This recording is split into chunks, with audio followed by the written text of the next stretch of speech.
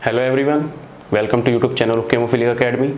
Last class में हमने second thermodynamic equation पढ़ी थी और आज की क्लास में क्या पढ़ने वाले हैं, उससे रिलेटेड सारे क्वेश्चन करने वाले हैं। ये छोटी छोटी वीडियो बनाने का मतलब पता क्या है, क्योंकि तुम्हारा ज़्यादा टाइम वेस्ट ना हो। अगर मैं इसी वीडियो को एक ही वीडियो में सारे थर्मोडायनेमिक इक्वेशन बता दूँ, उसी में क्वेश्चन बता दूँ, तो बच्चे इतनी लंबी वीडियो देखना प्रीफर नहीं करते।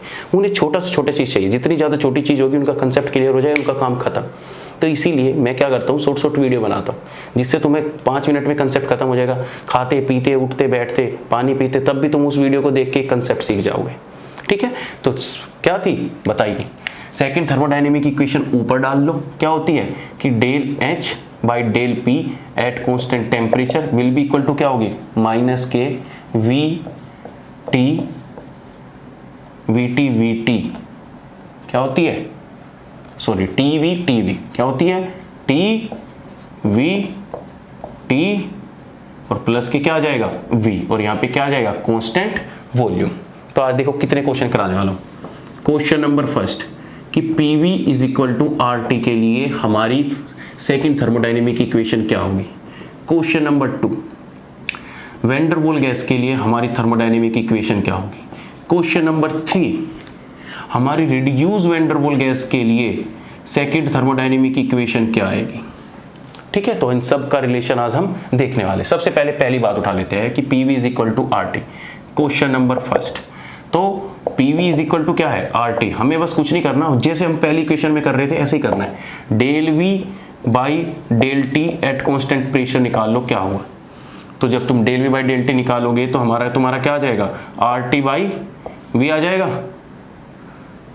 आएगा कि नहीं आएगा बताओ, आर टी बाई पी आएगा, सॉरी आर टी बाई क्या आ जाएगा पी, तो इक्वल टू क्या हो जाएगा आर बाई पी। इस वैल्यू को इस इक्वेशन में पुट करो। इस इक्वेशन में पुट करोगे तो del H by del P at constant temperature equal to हो जाएगा minus K R T by P plus K V. अब देखो जो ये वैल्यू है बॉक्स में, ये इक्वल टू क्या होती है वॉल्यूम, तो हमारा क्या हो जाएगा माइनस के वी प्लस के वी और इक्वल टू क्या हो जाएगा 0। क्या गजब की बात आई है सामने निकल के। पता है क्या आई, ये आई कि जो हमारी एंथैल्पी होती है ना, वो हमारा प्रेशर का फंक्शन नहीं होती फॉर आइडियल गैस। तो हमारी enthalpy del P by del A equal to 0 है, किसके लिए, फॉर आइडियल गैस। इसका मतलब आइडियल गैस के लिए जो हमारा H होगा वो भी जी फंक्शन ऑफ टेम्परेचर ही होगा। क्या होगा, फंक्शन ऑफ टेम्परेचर ही होगा। तो अगर मैं तुमसे ये भी पूछ लूँ ना, del H by del V at constant temperature ideal gas के लिए क्या होगा, तो वो भी 0 ही होगा। समझे, तो आइडियल गैस के लिए ये भी 0 हो गया, ये भी 0 हो गया। और लास्ट क्लास में याद करो, मैंने del U by del V at constant temperature equal to वो भी 0 बताया था। Del U by del P at constant temperature ये भी इक्वल टू क्या बताया था, 0 बताया था। बताया था कि नहीं बताया था। तो ये हमारा आइडियल गैस के लिए कि आइडियल गैस के लिए सेकंड थर्मोडायनेमिक इक्वेशन भी क्या होती है, 0 होती है। अब आते हैं नेक्स्ट पे कि वैन डर वाल्स गैस के लिए हमारा रिलेशन क्या आता है। कि वैन डर वाल्स गैस के लिए हमारा सेकंड थर्मोडायनेमिक रिलेशन क्या आता है बताइए। कुछ नहीं करना, van der Waals gas equation लिखो। Van der Waals gas equation क्या होती है, P प्लस के ए एन स्क्वायर अपॉन में वी स्क्वायर वी माइनस के N b is equal to R T. अब हमें निकालना क्या है, del V by del T at constant pressure. देखो अगर तुम ये चीज़ इस इक्वेशन से निकालोगे ना तो बहुत ज़्यादा कॉम्प्लिकेटेड सा हो जाता है मामला, बहुत ज़्यादा कॉम्प्लिकेटेड सी फॉर्म आएगी। फिर तुम उस वैल्यू को इसमें पुट करोगे तब तुम आंसर निकालोगे। तो ये सारी चीज़ें मैं पहले ही कर चुका हूँ, तुम्हें कुछ करने की ज़रूरत नहीं है। वैन डर वाल्स गैस के लिए डायरेक्ट याद रखना है कि जो हमारा del H by del P at constant temperature आता है वो इक्वल टू आता है बी माइनस के 2a अपॉन में आर टी।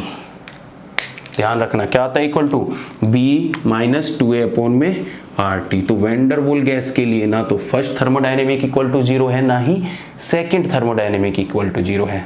तो ये जो रिलेशन है यही हमारा किसके लिए है, वैन डर वाल्स गैस के लिए है। तो इसको एज इट इज ही तुमको याद रखना पड़ेगा। ठीक है, और बहुत बार क्वेश्चन में पूछा भी गया। ठीक है, सेकंड क्वेश्चन पे आते हैं। फर्स्ट क्वेश्चन हो गया, सेकंड क्वेश्चन हो गया। थर्ड क्वेश्चन की reduce van der Waal gas के लिए जो सेकंड इक्वेशन होगी या सेकंड थर्मोडायनेमिक इक्वेशन होगी वो हमारी क्या आएगी, बताइए क्या आएगी।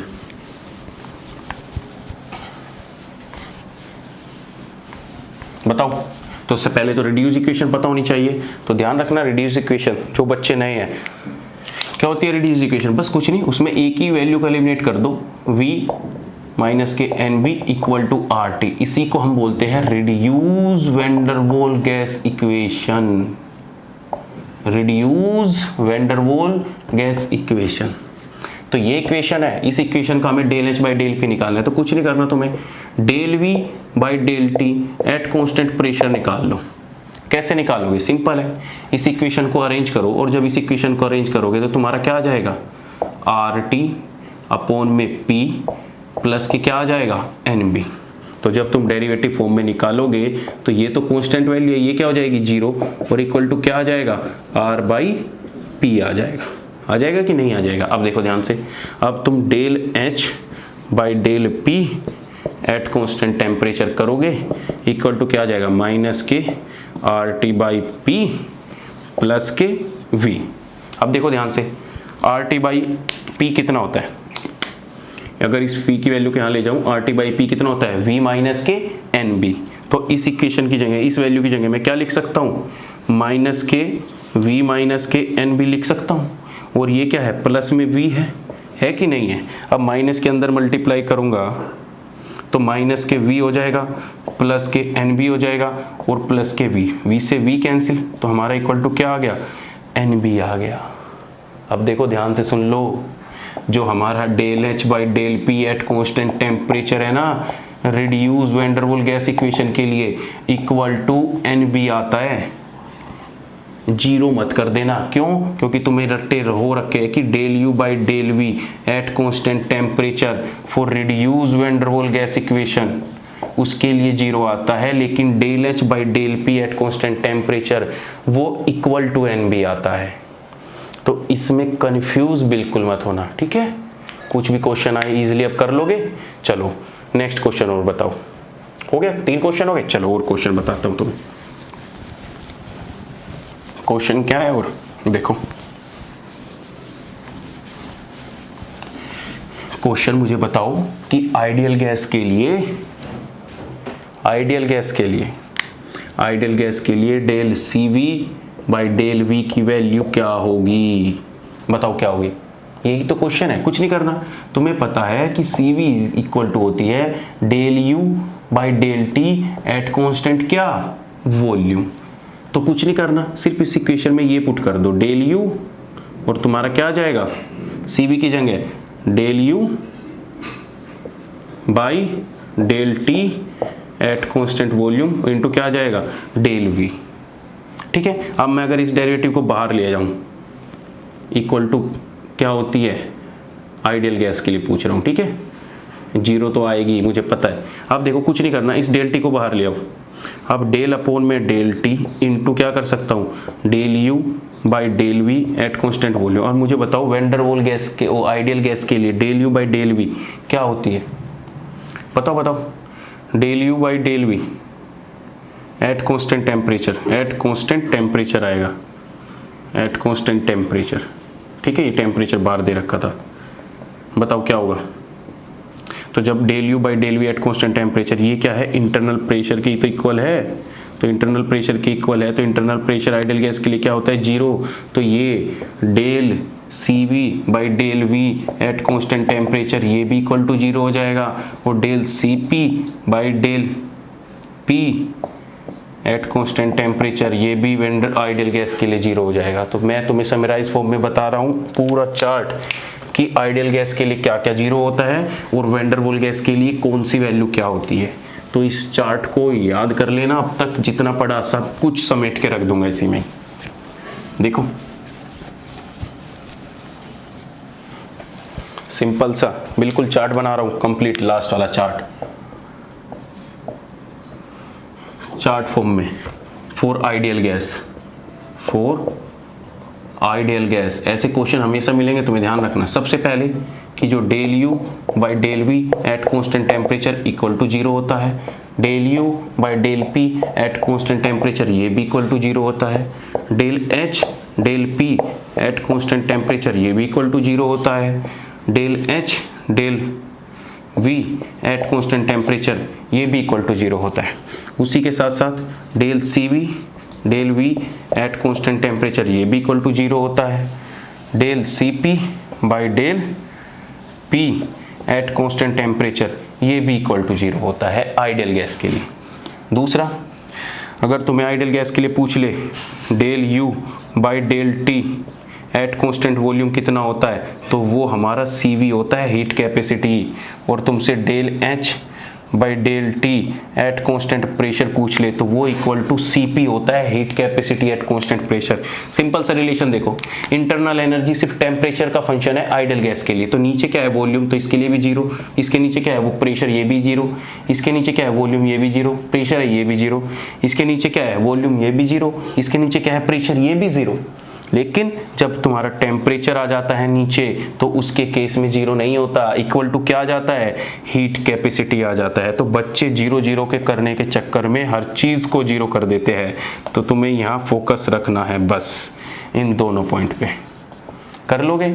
वहीं पे अगर मैं वैन डर वाल गैस की बात करूं, किसकी, वैन डर वाल गैस की, van der Waal gas equation की बात करूं, तो इसके लिए जो हमारा del U by del V at constant temperature आता है वो आता है AN स्क्वायर अपॉन में V स्क्वायर, और जो चेंज इन इंटरनल एनर्जी आता है वो आता है AN स्क्वायर 1 अपॉन में V1 माइनस के 1 बाई V2।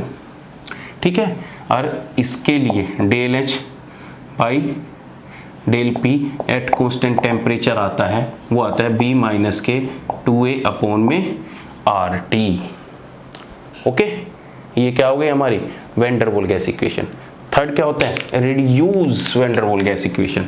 देखो ये फर्स्ट हो गया, ये सेकंड हो गया, और ये थर्ड क्या हो गया, reduce van der Waal gas equation.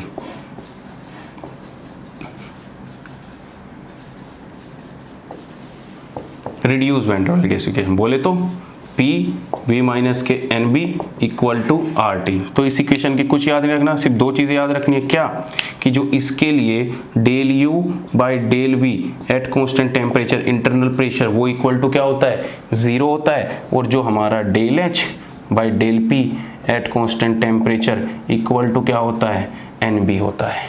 तो this is all about the first and second thermodynamic equation for every gas, ideal gas, van der Waal gas and reduce van der Waal gas. देख लो ध्यान से, देखो ध्यान से, है सब कुछ, सारा चार्ट है, और इस चार्ट से मैं बता रहा हूँ पक्का एग्जाम में क्वेश्चन आएंगे, हर साल पूछे जाएंगे कहीं ना कहीं, किसी न किसी क्वेश्चन में तो पक्का आपको मिलेगा ही मिलेगा।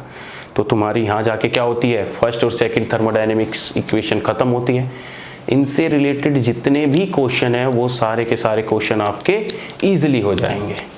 तो आराम से एंजॉय कीजिए, वीडियो देखिए और लाइक कीजिए, कमेंट कीजिए और शेयर कीजिए। चलिए नेक्स्ट क्लास में मिलेंगे फिर एक नए कंसेप्ट के साथ, किसी से भी हो सकता है, थर्मोडायनेमिक्स से भी हो सकता है और किसी से भी हो सकता है, क्वांटम से भी हो सकता है। चलिए, तो थैंक यू सो मच।